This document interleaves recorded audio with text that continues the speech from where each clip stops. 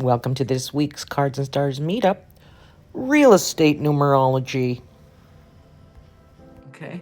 That's interesting that you had brought that up, Trina, because the longest place that I had ever lived, our house number was 1405, which would be a 10, 1 plus, and so that would be a 1.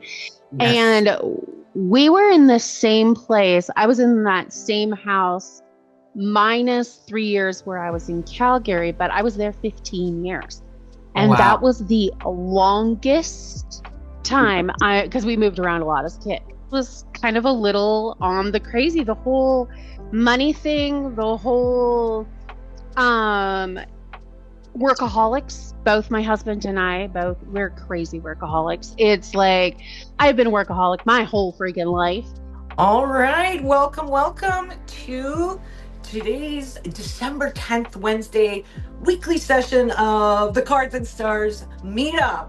And so today we're going to talk about real estate numerology, which I'm always excited about real estate, being a Cancer moon, Cancer rising. And, we love real estate. But just in general, it's fun to know of your property, why it feels the way it does. This is a good way to decode the energy of a property you may want to buy, and decide. It can help you decide to, let's say you have two houses that you really like and you want to buy.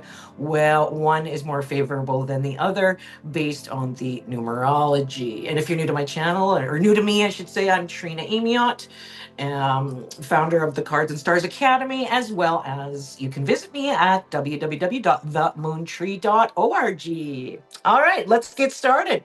How to calculate a house number. Okay, so all you got to do is, let's just start with the house itself. Let's calculate by reducing to a single digit. So you just add up all the numbers. For example, let's say your house number is 245. Okay, so you add up 2 plus 4 plus 5, that equals 11. You could stop there because 11 is a master number. I guess this wasn't the best example I could have put, but that's fine. You could further reduce it to 1 plus 1 equals 2. This is a 2 house for partnerships, peace, and emotional sensitivity. And we're going to decode some of your house numbers after this. Now, if you live in an apartment building, and you would want to start with just decoding the number on your door, right? Just start there. And then we'll go deeper with the street number and stuff like that after. But for now, I just really want to focus on this, your house number. So mine is 9706, for example. So if I added up 9 plus 7 plus 0 plus 6, I'd get, I think 6 plus 7 is 13. So 1 plus 3 would equal 4. My house number is a numerology of 4. So we're going to learn what all these numbers are. Okay. Now, if you landed on house number 1, you reduced everything and it equaled 1. Okay, well, this is a very leadership number. It's the beginning of the movie, number 1 in the line of numbers, right? 1 to 9.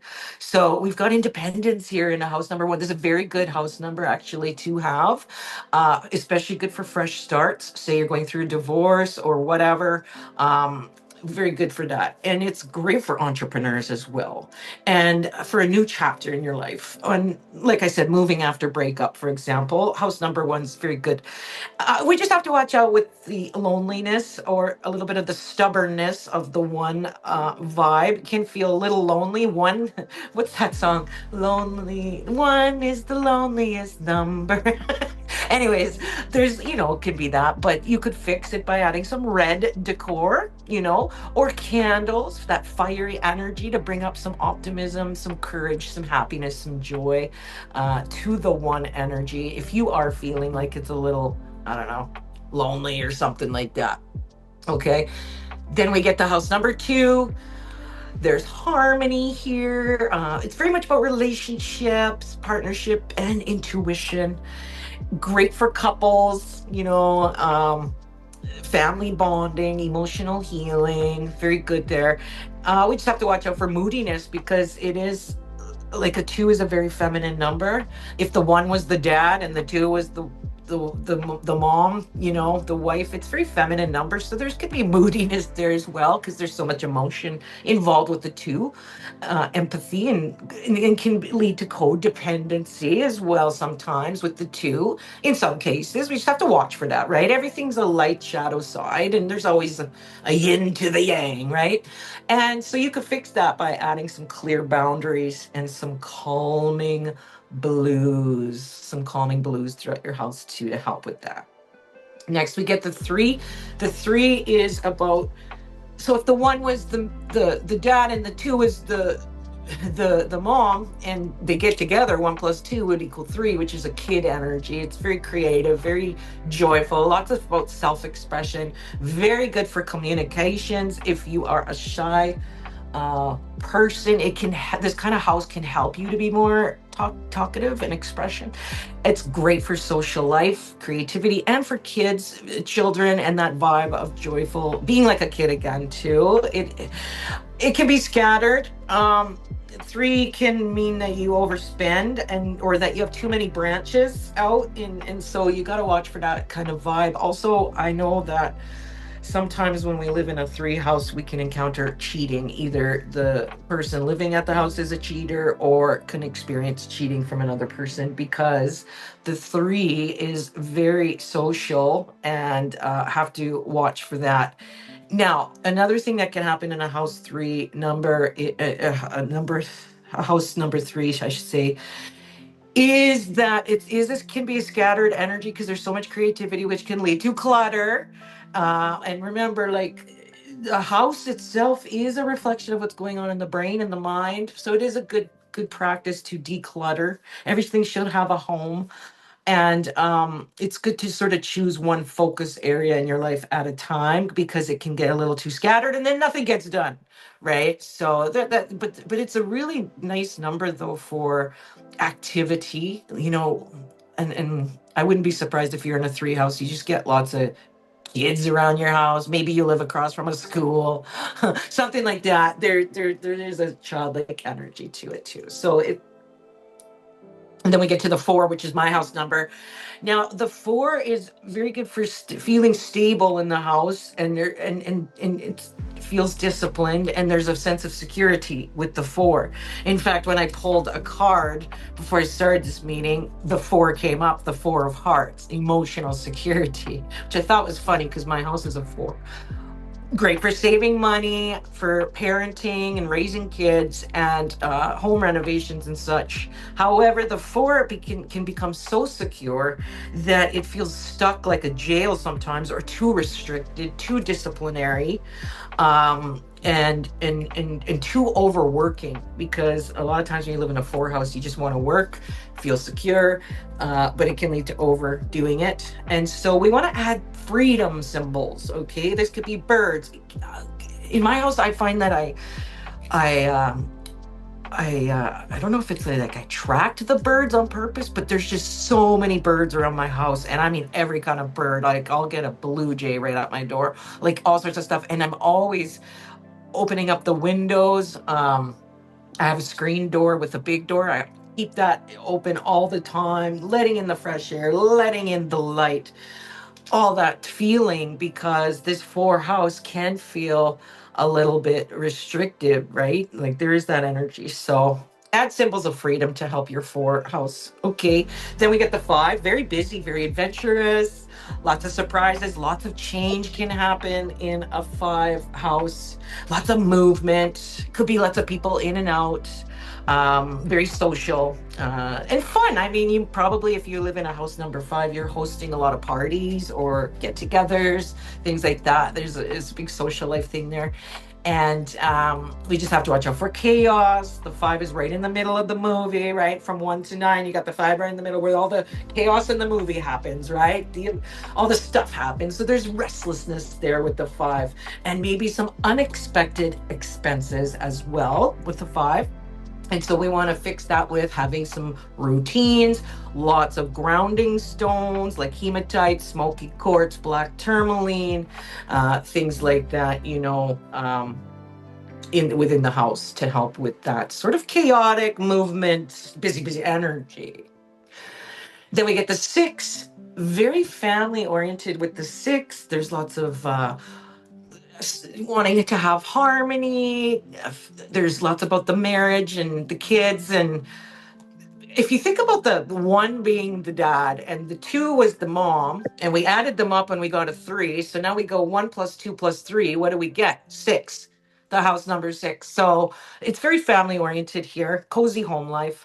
However, with a 6, just like if you are a life path 6 or born on the 6th or a derivative of 6, there is always that people pleasing sort of vibe, or taking on too much responsibility for everybody else, forgetting about yourself. And so we really want to have strong boundaries within a 6 house, because it can get out of hand where suddenly you're depleted, trying to nurture everybody else, forgetting about yourself, so to speak. And you can add some love vibes, the love chakra, the heart chakra, with greens and pinks, maybe some rose quartz, green aventurine, things like that to help fix. But the most important thing is to have boundaries, okay, and watch for the people pleasing and taking on too much. That's a big thing with the 6.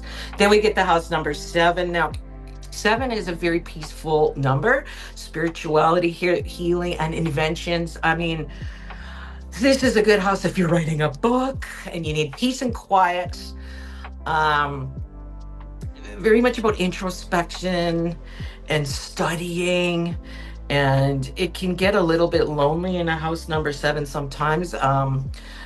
Especially if you are a single person, no kids, no spouse, and you're living by yourself in a house number 7. I noticed that a lot of house number 7 people who are single will have lots of pets to sort of counteract that energy, to bring in some community. So maybe they have like 4 cats and 2 dogs, okay, like something like that in a house number 7. They're trying to bring up the energy so that we don't feel too isolated and too hermit-ish, okay, with the 7. And so you can bring in community energy by hosting get-togethers to bring in some vibes. You could put lots of photos, have some gatherings to help with any isolation feelings of the 7. But it can be very creative to work on that book, to work on that music or the art, or to heal and to spiritually heal and things like that. A good place to have a retreat where you have, like if you own your own business, let's say you have a yoga. Well, if you live in a 7, it's very good for spiritual stuff like that. And you're bringing people in and doing yoga within your house, for example, that can help with the 7 as well. Okay, and then we've got the house number 8, which is the money house. Quite often, people who live in 8 houses, everybody's working, everybody's making money. Not necessarily saving the money, though. That's another story. But very good. Lots of people. I know in China too, they actually look on purpose for house number 8 for wealth. There's businesses there, investments, financial success that can be had with the number 8 house. However, that can lead to workaholism, right? Or pressure to make money. And so we want to just be like a little relaxed here. Add some relaxation rituals, maybe a fountain that sounds nice, lots of sound healing inside, maybe some flowy decor, right? Maybe the curtains need to be a little more flowy or something like that, that feels a little less pressure, a little less all about the money, and all about the 3D world and stuff like that, right? So we just have to be careful for that. And then we've got house number 9. And I want to say house number 9 is not the ideal house for most people, okay? You need to be a life path 9 or born on a 9 days, such as, the 9th or the, the 18th of the month you could be born on, which adds up to 9, or the 27th of a month, right? You want your birthday to be a 9 or your life path to be a 9, because a lot of people who live in number 9s and aren't that do not do well, because it's an ending number, it's a completion number.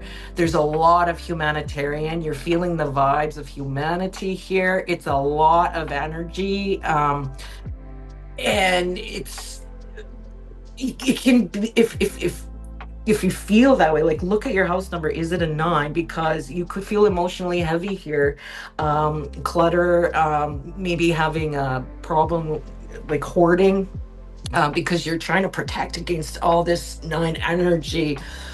Um, and with a good practice, let's say, okay, I live in a house number 9. I'm not a life path 9. My birthday's not 9. Oh crap! What do I do now? Well, one of the things is to purge your old things, get rid of the clutter. This is going to prevent you from holding on to past trauma, to past things, learning detachment.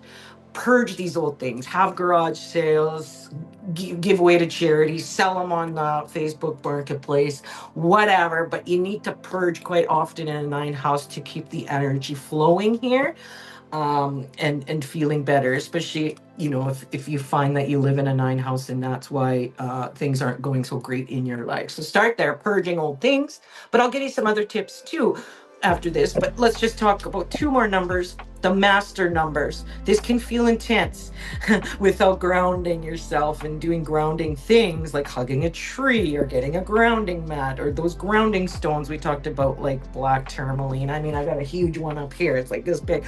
Okay, master numbers 11 and 22. This very psychic numbers. The 11, if you live in a master number 11, we could have reduced it to the 2, which has the 2 vibe, sure. But if you find that you added up your house number and it ended up, as you were reducing, you got to an 11, well, you could stop there and realize, wow, you've got psychic activations here, increased intuition here. And that might explain why you get a lot of dreams in this new house. Or maybe you moved into an 11 house and suddenly you're hearing ghosts or things that go bump in the night, right? Sudden awakenings in some cases too. 11 houses can really do that. It's very psychic, very supernatural quite often in 11 houses. And then finally get the 22 houses.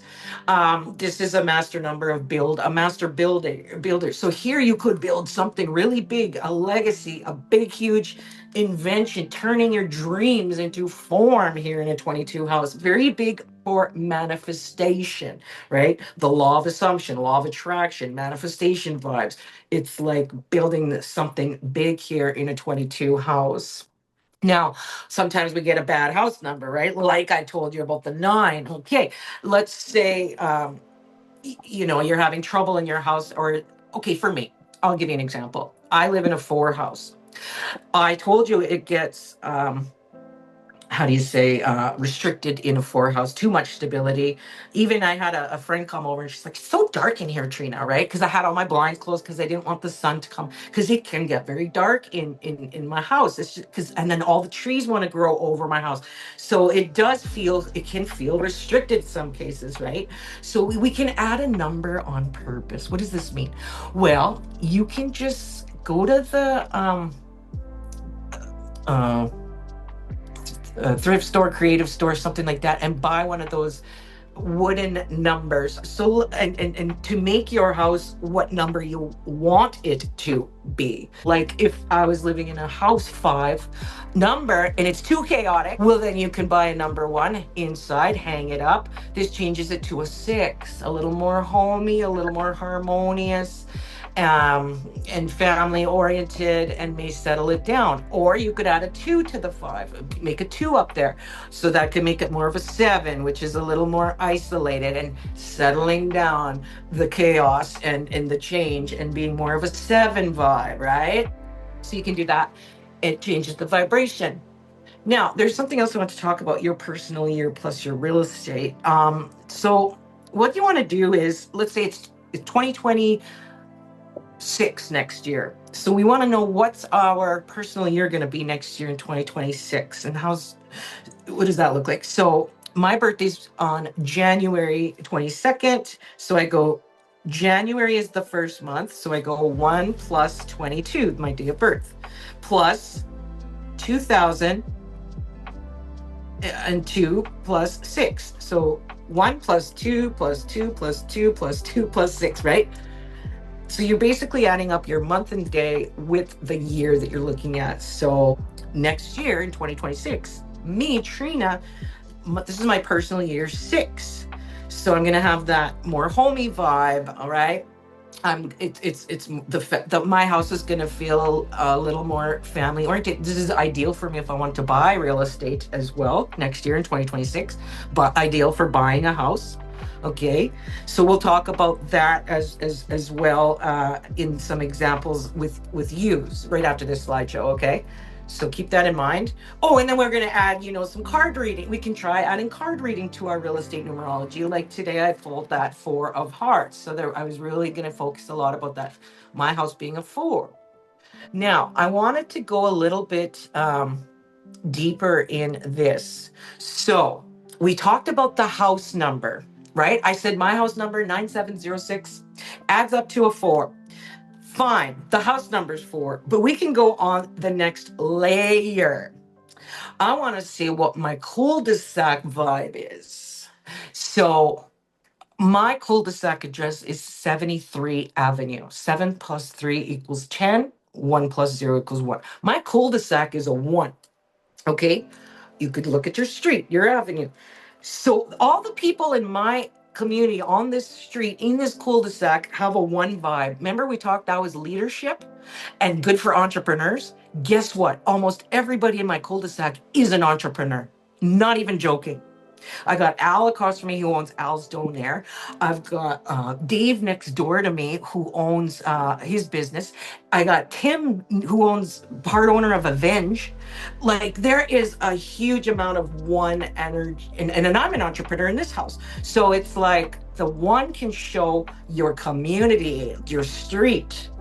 Then you take those two numbers, your house number plus your street one or whatever, cul-de-sac, whatever, and add those up, which to me equals a 5, right? My house number 4 plus the 1 of the cul-de-sac is a 5. That layer shows a little bit on a grander scale, and it explains why in my cul-de-sac I get all the kids all over at my house, that 5 chaotic energy in and out, busy human changes, lots of changes all the time. That explains for me why my house happens to be the one that always gets the kids over. They're always playing in my front yard. Everybody, like, it's weird. And then so it's like those kind of things can explain. So you can go into these layers, okay? And that's I feel like that's really fascinating. So Juanita, are you still here? Unmute yourself. I wanted to hear what your experience is, and if any of this resonates at all. Does it feel like it matches anything? Absolutely. Like that is crazy to me. Because so our house is 8, so it's actually 800. So that's a solid 8. Yeah. And yeah, I thought, oh my goodness, like this was kind of a little on the crazy, the whole money thing, the whole workaholics. Both my husband and I, we're crazy workaholics. It's like I've been a workaholic my whole freaking life. It's like work, yes, and family, but work. And so I thought that was really cool. And then with my personal year and the real estate, so my personal is when you added it up, it was a 31, so it went to a 4, which is and then plus your 8, which is a 12, which ended up going down to a 3. Hey, wait. What month and day were you born again? So February 26th. February 26th. Okay, and you don't have to do the 19, that part. Okay, maybe I wasn't clear on that. Oh, okay. So it would be your personal year in 2026 for Juanita. She's born on February 26th. So the 2 plus 6 plus the 2026, which is going to 2 plus 2. It's going to be a 2 year for you too, Lucille. Is that weird? You and Juanita are both having a 2 personal year next year. Ooh. So what does that mean? Well, when it comes to let's just find that chart again. The personal year. Let's go back to this. So lots about partnerships in general. So for Juanita, you're already partnered up Mm-hmm. with someone. It could be like, next year, you're in 2026, you're just making new partnerships in business, maybe, or something like that, or Mm-hmm. working on your own partnership and having more fun within that. And also, it could be moving in with someone, or someone's moving into your house. Like, let's say you had children who are older and they're like, oh, mom, I need to move back in the house for a bit, whatever. Right. And then for Yeah. Lucille, if you were single, Lucille, for example, it could be, meeting someone new, having a partnership for love, and could be moving in with someone as well for you as well, Lucille. So that's kind of interesting. And then for me, it's a 6 in 2026. So lots of energy around family for me next year. And like I said, it could be a good, if I wanted to buy real estate. So that's kind of interesting there. Okay. So that's how we do Mm-hmm. that. Good thing that we went over that, because a lot of people would have put in their, 1978 I or, would have yeah, put, yeah. yeah, That would and that have was what messed it I all up. did. So, whoops. Yeah, and then if you wanted to pull cards, so I had, you just shuffle and say, what you could ask any kind of question of your cards with I like to use numbers on any cards that you have with numbers, and start there and be like, okay, I live in a 4 house. What number right now should I get maybe to put on top of my door? What do you think, Spirit? And then I got the Tower card, which had which 1 plus 9 equals 10, which reduces to a 1. So Spirit's saying you should probably add a 1 outside your door to make your house a 5, which then all combined, 5 plus 5 is going to be a 1 for leadership, entrepreneurship too. So Spirit can help Mm-hmm. through the cards, or even if maybe it's not Spirit, maybe it's just your own intuition telling you through the cards, but whatever. The cards can help you figure out, how to make your home better with numbers, for example, too. So I kind of like adding a bunch of different stuff to help with that. I So, like it. Lucille, let's talk about your house number. What was your house number, Lucille? All right, so that is 11417. So that is a 5. Yes. So your And number, that house, let's just talk about the 5. That's a big, quite often, like, change, and there's always something new, and there's like, let's, like a busy. Yeah. busy. The 5 is a very human number too, because if you look at a 5 pointed star, you've got your head, the 2 arms, the 2 legs. So it's very human-y in there. Quite often it's like kids running around maybe or something. But yeah, there's a busy vibe. And it could be surprise changes too with people who live in the 5. 5 wants to be free. So a lot of times people who live in a 5 house get divorced because one or the other spouse wants to be free. And No and way. and yeah, so there's that with the 5 too. I just couldn't fit all those infos on the slide. Okay, now let's look at your street number. What's that look like? Yeah, and that is so interesting. So it's 103rd Street. So it's a 4. Okay, so yeah, there's a security in that street itself. Everybody that lives on that address, that street, 103rd, there is a sense of security. It could feel a little bit restricted in some way, like maybe that street, everybody has backyards, and behind them is a big hill like, I know in Peace River on some of the streets, like the town that I live in, for example, sometimes your backyard has a big rock wall, but it's not rock. It's made out of like dirt and rock and trees, and it's sort of constricting because and I don't know how to explain it, but like it could feel like that in some cases. It could be that everybody on that street has a lot of trees, like my 4 house does. For example, it can feel a little bit restricted, or like a jail in a way, or the people who live there are a little too, uh, how do you say, authoritative in a way, or disciplined, a little overdoing it maybe. But because you have that 5 house, that helps a lot, with that feeling of over. But it's a very sense of security on that street. There's always going to be that sense of security there. So good for block parents. Have you ever heard the block parent program, where they look out for each other? And I don't know if they still have that nowadays, but so there's that. So that looks good. There's a potential problem.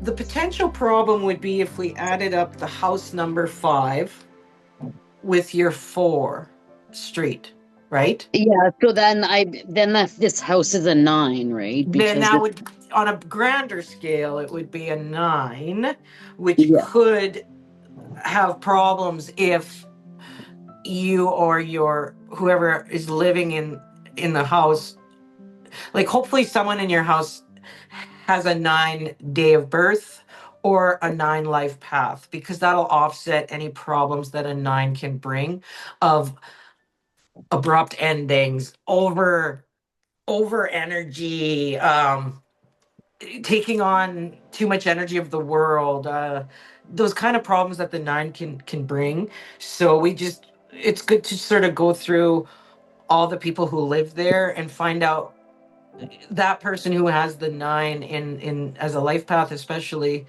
will help offset anything like the 9 problems could bring. Okay. The 9 can be really emotional too, like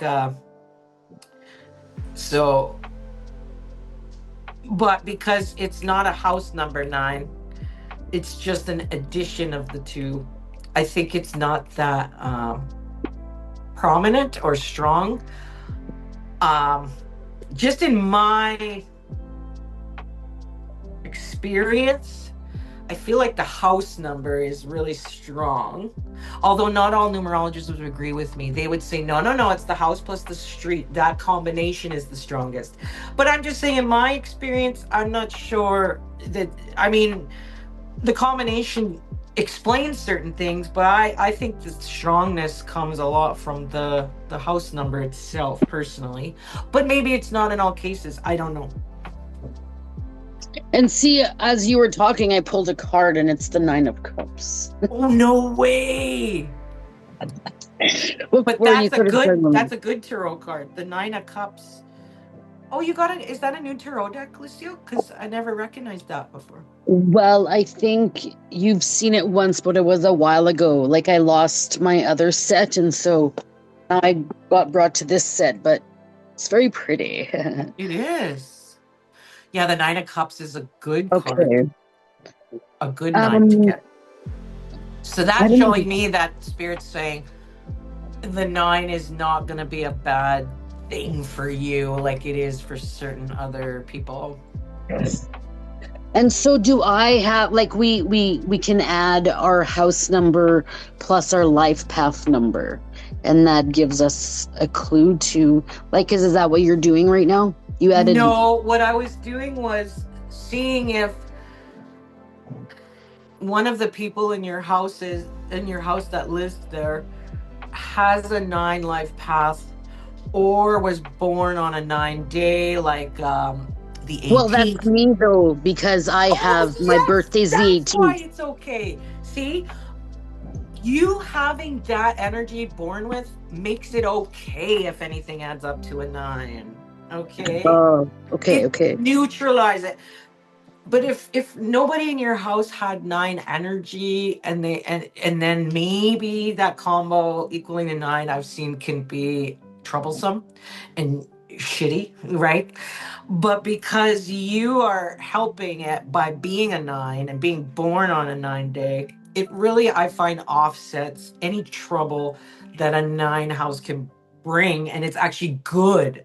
It's actually a good place if you're born on a 9 day or a 9 path. It's just like a 3 house.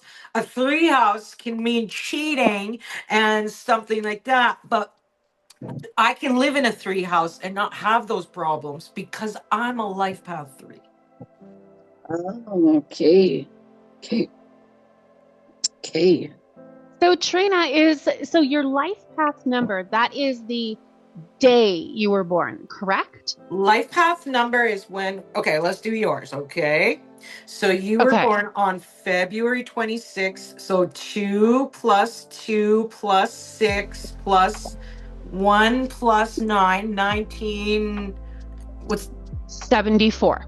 okay? So we add up 2 plus 2 plus 6 plus 1 plus 9 plus 7 plus 4. I like to use a calculator personally because I find I miscalculate every time. I'll go grab one. Okay, yeah, because I was also going to say, so I did that one, which ended up being a 31, which ended up being a 4. So Okay. is that actually my life path number? Is the month, day, and year? Yeah. Yes. Okay. So yes, it's a 4. You are officially, so it all adds up to 49. So then 4 plus 9 equals 13. 1 plus 3 equals 4. You are correct. You are a life path 4. Very Yes. secure, Okay. stable, care about resources. Emotional security is important to you. And all the things that numerology 4 means. And you can even see more by looking in your own tarot deck and looking for anything that is the 4 of cups, the 4 of swords, and look at all those cards that have a 4. And in the major arcana, you would look at the number 13. 1 plus 3 equals 4, and pick out all the 4s of your tarot deck tonight, and you'll get a big picture of your life path. And you could do that, Lucille, with your life path. Oh wait, let's do Lucille's. Let's just make sure, Lucille, that you've gotten your life path correct. So you were born in October, which was a number 10. Yes. Plus the 18 plus 1980 equals 46. 4 plus 6 equals 10. 1 plus 0 equals 1. So Lucille is also correct because she knew she was a life path 1.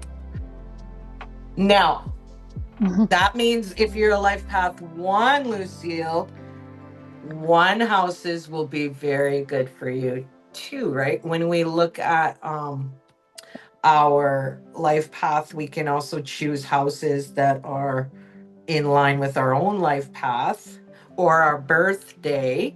So that's why I'm okay in this house being a 4, because I'm born on the 22, which is a master builder number. It's a master number, but 2 plus 2 equals 4. So it's still okay.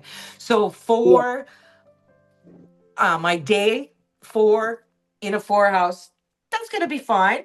And in fact, this is the longest house besides my child upbringing house that I've ever lived in. You know, I've been living here for about 10 years now, and that's kind of the longest I've ever stayed anywhere. So there's something to be said about your day of birth or your life path number in the house you live in too. That's kind of a little, but an extra layer.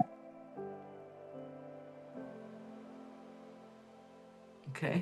That's interesting that you had brought that up, Trina, because the longest place that I had ever lived, our house number was 1405, which would be a 10, 1 plus, and so that would be a 1. Yes. And we were in the same place. I was in that same house minus 3 years where I was in Calgary, but I was there 15 years. And that was the longest time because we moved around a lot as a kid, and that was the longest. And it's interesting because there was a lot of goodness in there. We also had a lot of stability, but there was also just a lot of one houses are the best, I think. Good. I feel almost I don't know if this is just, I would have to test this by looking at a lot of people's houses and their experiences, but this is something I would love to kind of test out in the field. Is it true? Because my feeling is that 1 houses are the best. If you were going to choose between a 1 house and another house, I would choose the 1 house hands down.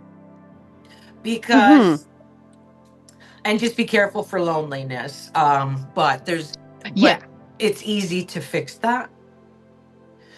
I love 1 houses. I think that if I ever got a chance to live in a 1 house, that would be super cool. But I can also try to change this house into a 1 house, like how Spirit said, to add a 1, which will make a 5 here, but then it'll add up with my street 5 to be a 1. See? So I think that it's really good for entrepreneurs. It's good for leadership. It's good for getting courage and motivation, making your life move forward, especially if you're stuck. I think 1 houses are good. I think that Lucia was looking at houses at one point, real estate, and I was adding up the numbers and seeing if it would be good. Yeah, and I like to personally start with the actual house number. Personally, I know that there's another numerologist I know. She thinks that it's more the energy is more prominent about the house and the street added up, but I'm not sure that's true. That would be something we would have to sort of test ourselves, right? It's kind of fun to explore. Like, do you have aunties, uncles, cousins, friends? Let's look at their house address and see what's stronger, the house number or the combo. I would love that. I would love to find that out. Thank you for joining me in Real Estate Numerology, and I'll see you next Wednesday. Bye.